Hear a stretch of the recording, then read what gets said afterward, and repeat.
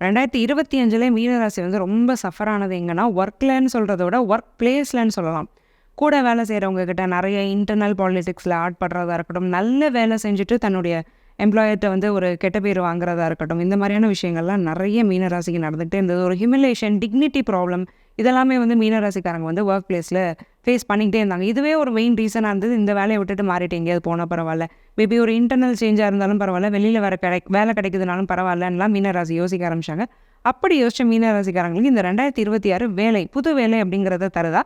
புது வேலையை தந்தாலுமே அந்த வேலை நல்ல வேலையாக அமையுமா? இவங்களுக்கு வந்து திருப்திகரமாக அமையுமானா சந்தோஷப்பட்டுக்கலாம். The answer is yes. ஏன்னா 5ஆம் இடத்துக்கு உச்ச குரு வராது. ஆனால் செகண்ட் ஹாஃபில் தான் வேலை மாறணும். முதல் ஒரு 6 மாதம் இருக்கிற வேலையை வந்து நீங்கள் பல்ல கடிச்சிட்டு சமாளிச்சிட்டிங்கன்னா அது உங்களுக்கு நல்லது. வேலையை விட்டிங்கன்னா ஏன்டா விட்டோன்னு ஒரு பிரேக் விடுற மாதிரி ஆகிடும். ஜூன் மந்த்து கண்டிப்பாக வேலை கிடச்சிடும். ஸோ அதனால் அந்த 6வது மாதத்தை அனுசரித்து நீங்கள் பேப்பர் போடுறது இல்லை நியூ ஜாப் சர்ச் பண்ணுறதெல்லாம் நீங்கள் பண்ணிக்கிட்டீங்கன்னா யூ ஆர் சேஃப்.